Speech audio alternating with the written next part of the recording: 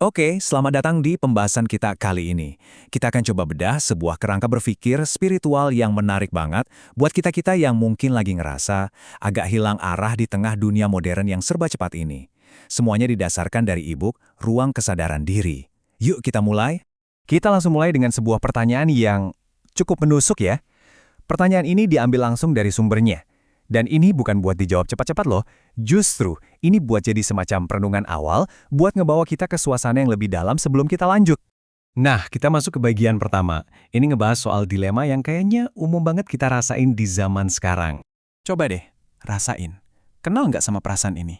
Kita sibuk banget, kerja dari pagi sampai malam, tapi kok di dalam hati rasanya hampa ya? Anehnya lagi, justru di tengah keramaian, kita malah ngerasa sendirian. Ini paradoks yang sakit banget dan jadi masalah utama yang diangkat di buku ini.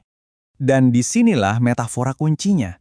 Sering banget kan kita nyari jawaban itu di luar sana. Di pencapaian, di pengakuan orang, di materi. Padahal buku ini ngajarin kekuatan sejati itu kayak pohon ini. Datangnya dari akar yang nggak kelihatan, dari perjalanan ke dalam diri kita.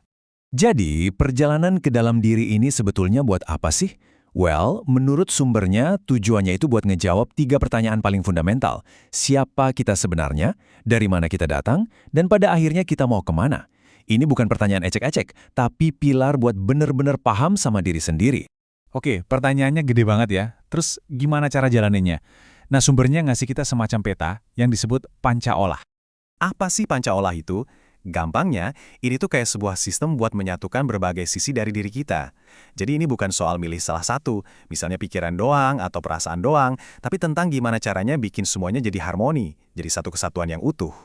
Dan ini dia nih, kelima jalan itu. Ada olah pikir untuk intelektual kita, olah hati buat emosi, olah rasa buat kepekaan spiritual, olahraga buat fisik kita, dan olah karsa buat kemauan dan tindakan kita. Kelimanya harus seimbang, biar kita jadi manusia yang lengkap.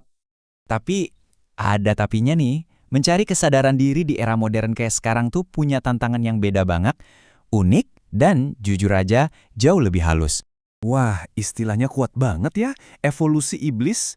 Tapi tenang, ini bukan soal gambaran iblis secara harfiah kok. Ini lebih ke gimana godaan zaman sekarang itu udah naik kelas. Jadi sesuatu yang lebih canggih dan lebih susah buat kita kenali. Nah, coba deh lihat perbandingan ini. Ini menarik banget. Dulu tantangannya mungkin jelas. Dilarang ibadah, dilarang ngumpul. Musuhnya kelihatan. Sekarang, kita bebas mau ibadah, bebas mau berbuat baik. Tapi bahayanya, kita melakukannya dengan hati yang nggak tulus, dengan niat yang tercampur ego atau sibuk ngegosip. Jauh lebih tricky kan? Oke, kita lanjut. Dan disinilah terjadi pergeseran cara pandang yang fundamental banget. Kerangka ini ngajak kita mendefinisikan ulang apa sih tujuan hidup spiritual itu sebenarnya. Menurut buku ini, bentuk ibadah yang paling nyata itu bukan cuma ritual-ritual pribadi, tapi kontribusi sosial, tindakan nyata kita yang bermanfaat buat orang lain. Ritual itu penting tapi muaranya harus ke sana. Dan ini dia poin krusialnya. Justru lewat kontribusi itulah seseorang dianggap menjadi layak menerima anugerah dari Tuhan. Jadi fokusnya itu pindah dari yang tadinya cuma soleh pasif sendirian, jadi keterlibatan aktif di tengah masyarakat. Kutipan dari Aritz Ginanjar ini benar-benar ngena. Saya bukan orang alim, saya adalah yang di pasar, saya yang kotor, berdarah-darah, itulah saya. Ini menegaskan kalau spiritualitas itu nggak cuma di tempat yang suci dan tenang, tapi justru ditemukan di tengah hiruk-pikuk dan perjuangan hidup kita sehari-hari. Lanjut ke konsep berikutnya. Dan yang satu ini mungkin agak menantang buat sebagian dari kita, yaitu tentang pentingnya punya seorang guru atau pembimbing. Pernyataannya tegas banget ya, sumber ini bilang punya mursyid atau pembimbing spiritual itu sebuah keharusan mutlak. Kenapa? Soalnya jebakan-jebakan ego di zaman modern ini udah canggih banget. Saking halusnya, kita bisa gampang banget tersesat kalau mencoba jalan sendirian. Jadi apa sih gunanya pembimbing? Nah, ini dia rangkumannya. Bisa dibilang dia itu kayak jalan pintas menuju kebijaksanaan. Dia ngasih kita jalur yang mungkin kalau ditempuh sendiri butuh waktu bertahun-tahun. Intinya, dia itu kayak GPS spiritual kita buat navigasi di dunia yang makin rumit ini. Nah, setelah melewati semua proses tadi, akhirnya kita sampai di tujuan akhir dari perjalanan ini. Tujuannya adalah sebuah kondisi harmoni yang menyeluruh. Dan konsep terakhir inilah yang seakan-akan mengikat semuanya jadi satu. Jadi, hasil akhir dari pengembangan diri ini bukanlah kesempurnaan yang egois, tapi mencapai keseimbangan dalam 3 hubungan paling fundamental dalam hidup kita. Tabel ini nunjukin koneksinya dengan sangat jelas. Ada hubungan dengan Tuhan, hablum minallah. Ada hubungan dengan sesama manusia, hablum minan nas. Dan ada hubungan dengan alam, hablum minal alam. Sumber ini ngajarin, seringkali kalau hubungan kita sama manusia atau alam sekitar berantakan, akarnya ya ada di hubungan kita sama yang di atas. Dan kita kembali lagi ke metafora pohon di awal tadi. Pas banget kan?